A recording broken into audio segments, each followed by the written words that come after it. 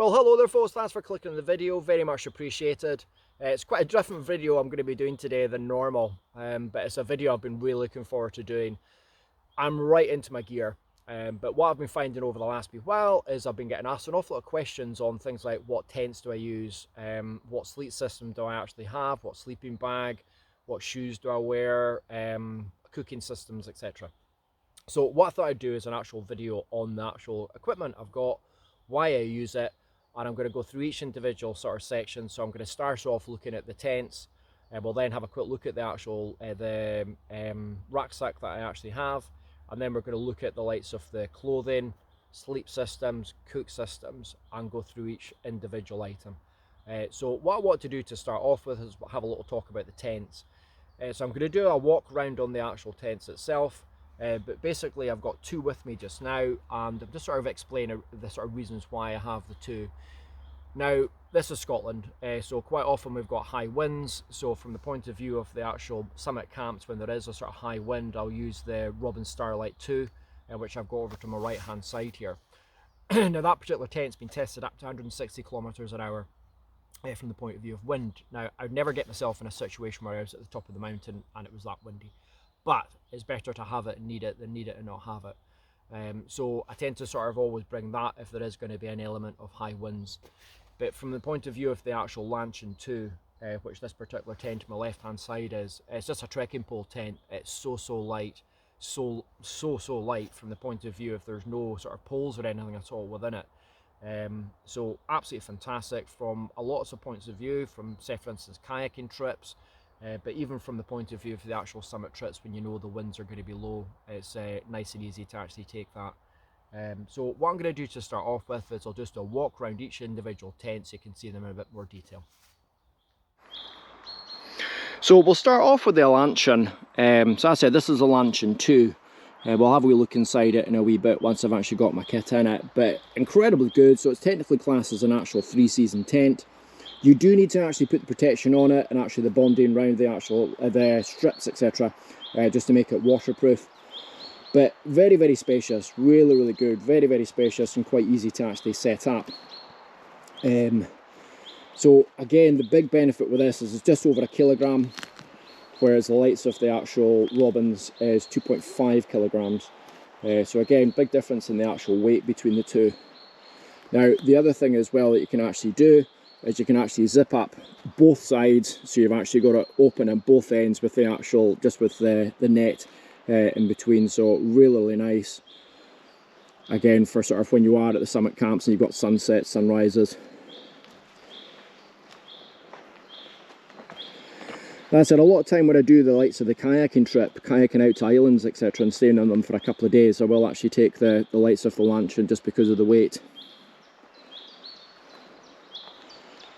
So really nice. And again, as I said, it's just basically trekking pole up to the actual top there, down to the bottom, and then it comes with all your guy lines and hooks. Moving on to the Robens. Now, as I said, the Robens is the one that I tend to use the most because of, again, two things. Ventilation is really good on it. The quality on it is just absolutely exceptional. And again, the big thing is obviously this whole situation with the high winds that we actually have in Scotland at the top of the mountains. But really nice, incredibly simple to set up. It's got one pole, and then from the point of view, if it's just actually the tension, just with the actual pegs on the actual end. So really nice. And again, you've got the ventilation just there. So we'll have a wee look inside that one again once we've actually got all the equipment set up.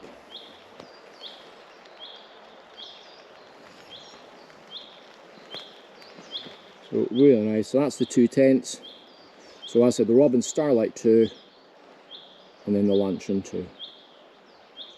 So from the point of view of rucksack, I actually use the Osprey Aether, and it's the 85 litre one. So absolutely ginormous. The reason I've actually ended up going for the 85 one is a drone. So I take a drone with me when I actually go away. I was just finding that everything else was just a little bit on the neat side. So I've actually got a Fjallraven Kai pack as well, but that's a 58 litre. and I was just finding that the bag, I couldn't actually close the bag properly when it came to actually having all the kit in it with the drone. So ended up going for the actual Osprey one. Now, so many features on this that are just absolutely outstanding, so I'm actually going to go through that in a little bit more detail once I've actually got everything packed in it. Now, I do apologise, I don't know if you can actually see them, but there's midges just everywhere. So again, one of the joys of Scotland. And one of the things that I actually do have in there is a midgie net. Not very cool when you're actually doing a video, when you've actually got the net on you, but in Scotland sometimes it's needed. So what I'm going to do just now is just going to go through the clothing and the features of the actual clothing that I actually use. Okay, so looking at clothing, what I always tend to find is it doesn't matter what the weather is in Scotland, it can just change like that. So even sort of through the summer months, I'll still take my actual waterproofs. So I've got the Rab waterproof trousers, and then when it comes to the actual jacket, I've got the mountain equipment OUTXE jacket. I've found that to be just absolutely brilliant from the point of view of a lot of the sort of winter trips that I've actually done in it. Now, when it comes to the sort of top, I use the mountain equipment, and this is actually the it's the Aeros top. Now it's windproof, which I tend to find is absolutely perfect for when I am up, because a lot of the times, even when you are up on the mountain itself, even though the weather can actually still be reasonably sunny, you can still get that cold breeze, which tends to sort of be a big impact. So I find that really invaluable. The other benefit with it as well is against midges. You know, so there could be a situation where it's really warm, but it's nice and lightweight, but it's still protecting your arms, so you're not getting bitten as much. Now, on that, I actually also use this. So if there is a case where it is really warm, I used a very similar top just a few days ago on this sort of trip to Glencoe, which I'll put up in the top corner just now. Really, really, really lightweight. So this is the Rab Sonic top, tiny little thing, so it doesn't really packs away small in your actual bag when you're packing it everything. Now trousers, it's the Rab Torque trousers I actually use, and one of the big questions I get asked an awful lot is, if you look at the Rab Torque pants, I've gone the firecracker, so it's nice and orange, and then I've got the bright yellow mountain equipment top. So an awful lot of people sort of comment as to how bright it all is. Now, I'm a solo hiker. I'm up in the mountains an awful lot. If I am in a situation where I have some trouble, I want to be seen as quick as possible. So that's why I tend to wear sort of incredibly bright equipment when I'm actually out. Which brings me on to puffer jackets. Now, this particular one is the sort of grey one. I can't quite remember the exact colour. But I use the Rab puffer jackets, but I've got an orange one as well, so quite often when I am away on solo trips, I'll use the orange just so I can actually be seen. But I find them just invaluable. More for night, just when you've actually settled down, you've got yourself sort of set up in your tent and you just want a little bit of warmth, so really good. Now, talking off that warmth, I always have a dry bag with me, which has actually got base layers inside it. What I'll always find is when I come off an actual trek, I'm maybe sweating. So I'll have a dry pair of socks, dry pair of leggings, and a base layer top. And the concept of that is I can take off the wet set and actually put it in the actual bag, so it stops the condensation inside the actual tent. And then I'm nice and comfortable in the actual dry gear. So vitally important. Now, the other two things that I've actually got here as well is midgie net. In Scotland, it's very, very important to have a midgie net. I will use this an awful lot. Not in the videos, I will quickly take it off, shoot the little clip and then put it back on again. But they're absolutely brutal, so midgie net's very, very important. Socks, again, vitally important from a comfort point of view. You just want to make sure that everything you've got feet-wise and leg-wise is really, really comfy. So these particular ones, the actual make, I can't quite remember, I think it's Stance or something like that. So really, really comfy, absolutely love them to bits. Now, boot wise, I use the Scarpa Manta Techs. Now, I find them just fantastic. Now, to go through a little bit of why I use them, and if anyone could give me any advice, I'd be very much appreciated. When I was younger, I've had both my Achilles cut twice on my actual feet. So I've got no flex, I've got zero flex in the actual foot.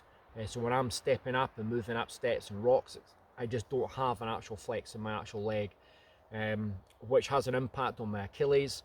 as well as it sort of developed into plantar fasciitis in my right foot. Whereas I do tend to find the Scarpa Manta Tex, because of the solid sole as well as the support in the actual ankles and the Achilles, I tend to find them really, really good. But if anyone's got any advice on something that might help what I'm actually going through, it'd be very much appreciated. The other thing is beanie. Always have that with me, again from the point of view of at night in the tent it can actually get quite cold, so I've always just got that as a bit of peace of mind. And these, now a lot of people look at me and go, what are you doing? But I've got a very, very lightweight pair of gloves that I actually use all the way through the summer. And one of the main reasons, again, is midges. What I was finding that when I was actually trying to fly the drone, my hands were just completely covered in midges. So with the midgie net and the actual gloves, I'm as protected as I possibly can be with a long sleeve top. Again, the likes of the Rab top that I've got there. So the gloves, again, vitally important. So that's the sort of clothing system that I actually use. So what we'll do now is we'll move on to the actual sleep system. So moving on to the sleep system, what I have as my sleeping bag is the Rab Accent 700 sleeping bag, which I find just absolutely perfect. It's a 3-season sleeping bag, and it goes down to -9, I think it is.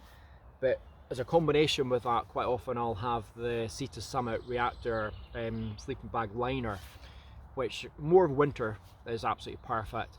But sometimes in the summer at the top of the mountains, you can still find that it can get very, very, very cold. So sometimes it's better to have it in the have it in the rucksack than not. So if I do have room, I'll always sort of tend to put that in there as well. But very, very comfy. Big benefit as well is the fact that it packs down so small, and it's obviously the down sleeping bag. Now from the sleep mat point of view, it's the Thermarest, it's the X-Lite Neo Air, I think it is. Absolutely brilliant piece of kit, really, really, really good. Warmth wise is phenomenal. It just makes a phenomenal difference.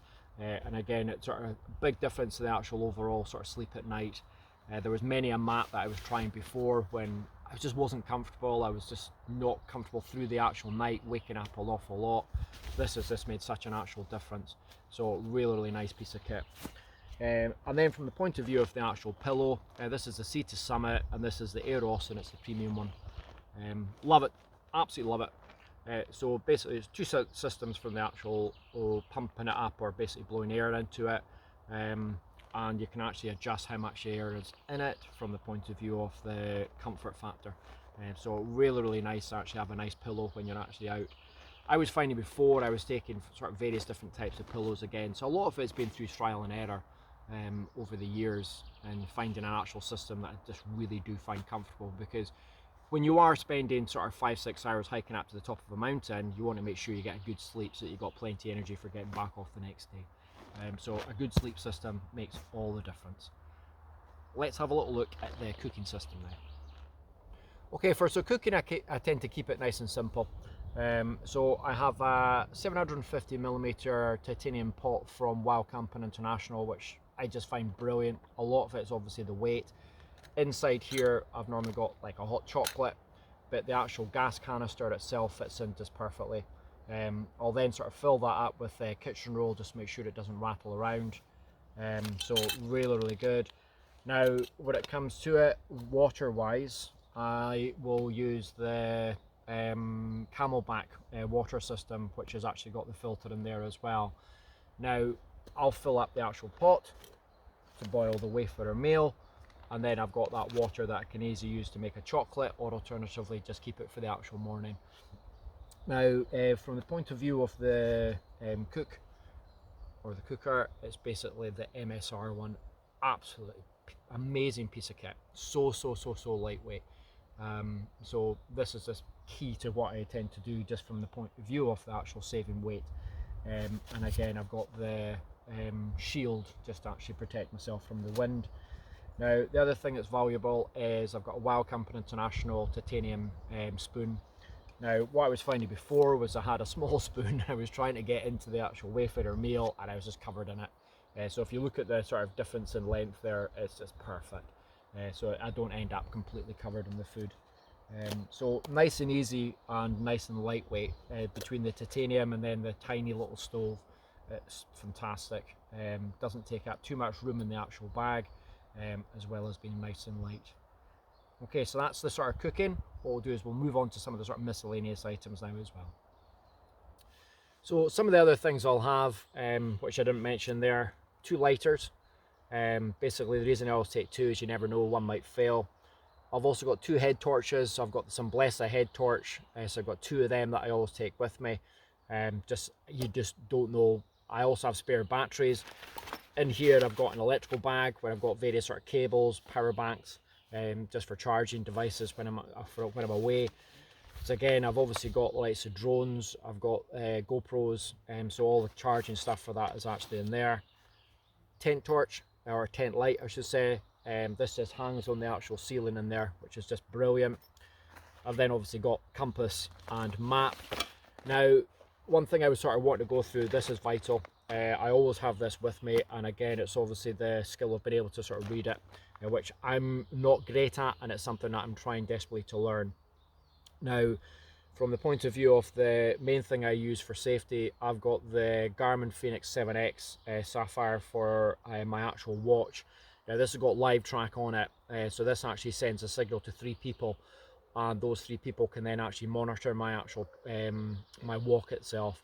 Now on that they can see my heart rate, they can see the effort level that I'm in, and the exact GPS location of me.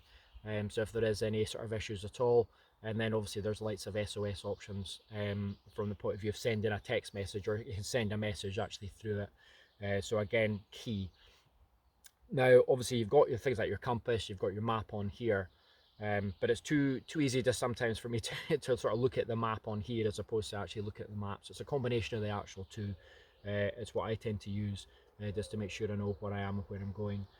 I've then got a survival blanket, trowel and wet wipes, glasses, smidge for midges again, and I use the OUTXE power banks. Now I find them just brilliant, really good. So this is one of the ones where you can actually just sort of lane your phone on. You don't need to necessarily use cables, and also it's a solar panel on the other side. So I do tend to find this a really good piece of kit, but it is quite heavy. But from the point of view of the actual charge, it doesn't take long to actually charge your phone. And it's also got a double socket there for the USB cables. So again, I can actually charge a couple of devices at the same time. So I really do like this. Now the other thing as well, I'm not going to blind you, but it's also a torch. I tend to use more the head torches when I'm away, but it's one of those sort of things. It's always better to have equipment and be able to use it than not. So again, I've never used this as an actual torch, but it does have that facility on it as well. So that's all the sort of miscellaneous stuff that I tend to sort of bring as well. But what I'm going to do now is I'm going to pack it all into the actual bag for you. So this is inside the Robens Starlight 2. And as I said, one of the things I really like about this is the ventilation. So you got the ventilation there, ventilation down the actual bottom, and up at the top is exactly the same. So you can just roll it back and put it on the hook. Plenty of little storage pockets all the way around. And again, on this you've actually got your wee light where you can put your wet socks, as well as your actual tent light, and you can adjust the tension. Nice little vestibule in there as well, and then your actual main net, just nice and simple. But you've also got a little bit at the top that you can actually look and see how many midges are trying to get in.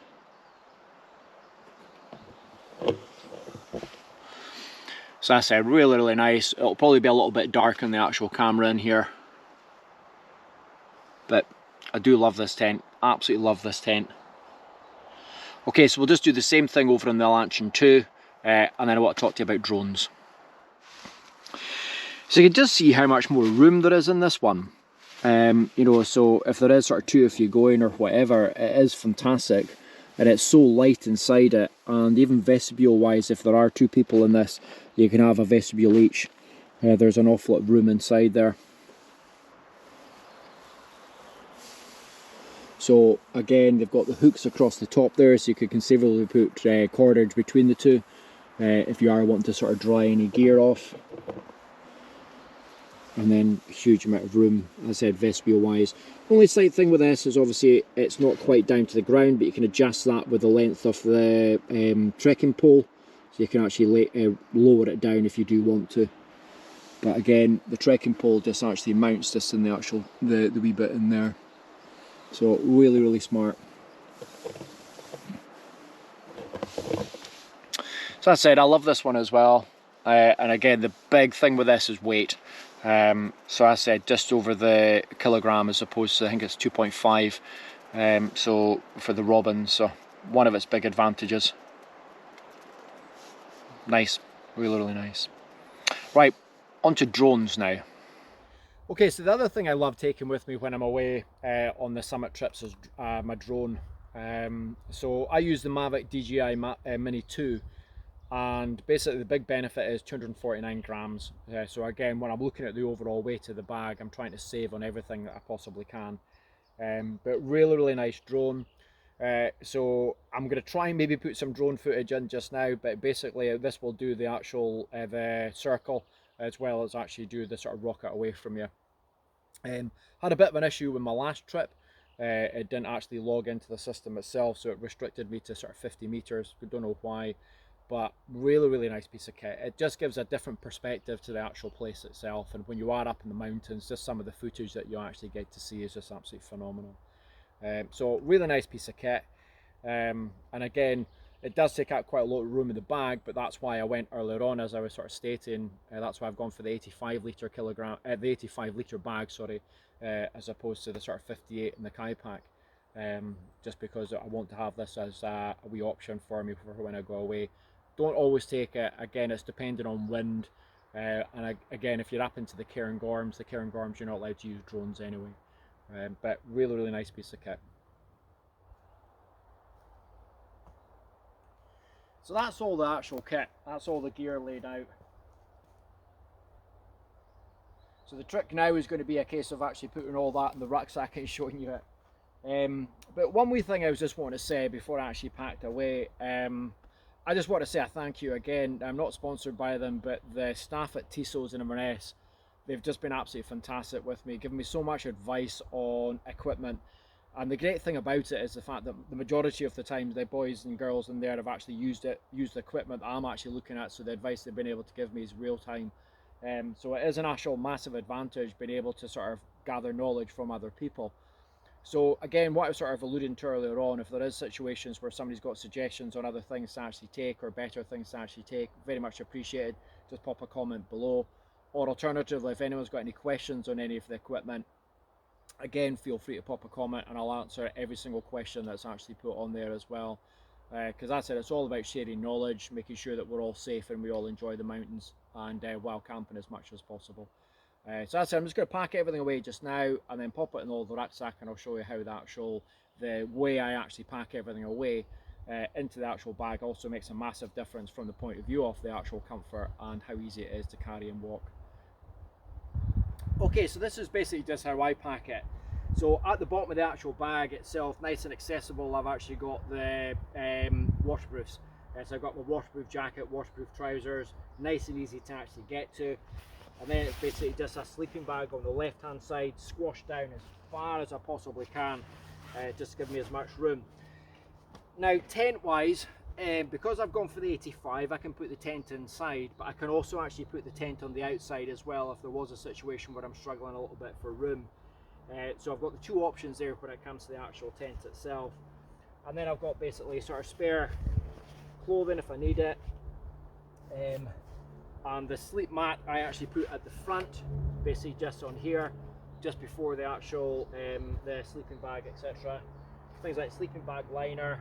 I've then got my food, cooking system. Now on my left hand side here I've got some of the most important things and the easy accessible stuff. So the likes of the first aid kit, I'm just actually going to pop in the pocket here, so it's really easy and quick to get to if I require it. And then I've got a similar pocket over to there as well, where I put things like the GoPro, and I can put smidge, etc. for midges. Electrical equipment. Now again, that balance of weight, so the sleeping bag itself is obviously light, the lights of the tent itself is a bit heavy. So again, I'll put my sort of heavier stuff towards the actual middle sort of section, and again the heavier stuff over to the left hand side to sort of balance it out between the actual two sides. You don't want all your weight to be over one side, because then when you're walking you'll find it sore on one shoulder than the other. Obvious stuff, but I'm just going through everything for you. And then things like pillows, etc. Now on the top there I would have the drone, but I'm not going to pop the drone in just now, but I basically have the drone on there as well.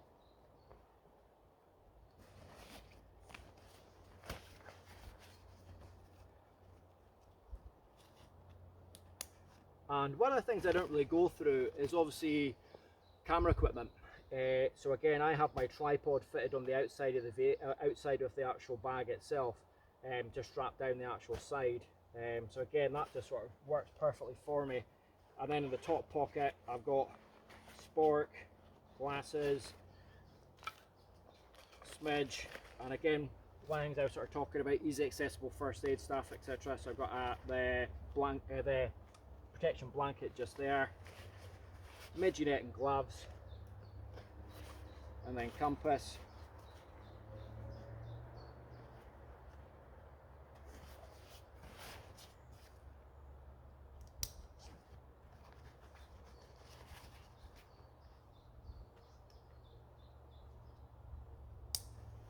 And again, say for instance I have a sleep mat, so if I have a sleep mat, I'll have the sleep mat attached to the actual bottom, and then I can actually put the map again, I can actually put that in the actual front if I want as well.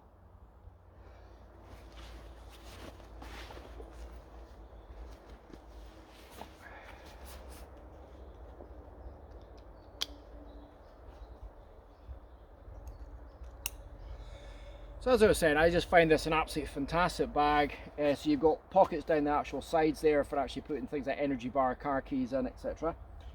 You've then also got the likes of the straps there for walking poles. I put the GoPro and the tripod in there as well, so I don't have to stop, take off the bag. I can just take the GoPro off the actual side there as well. So really good. Now what I tend to find is if I actually sort of hike it up and tighten it up above the actual hips, it takes so much weight off the actual shoulders as well. So it's a bit of a sort of balance between the two. So the bag itself is really, really big, but really good. It's more the drone. As I said, by the time I've got the drone in there as well, I've not put the drone in, but by the time I've got the drone in there as well, it's absolutely packed. So a vitally important piece of kit. So that's me. So again, I just want to say thanks very much for watching the video. Very much appreciated. I do realise it's a little bit different to what I normally do, but as I said, hopefully that's addressed some of the questions that people have been sort of asking over the last wee while. And as I was saying earlier on, any questions at all about any of the thing or any advice, much appreciated. Just pop a wee comment below. Okay, so thanks very much for watching. Take care, and we'll see you in the next video. Bye bye.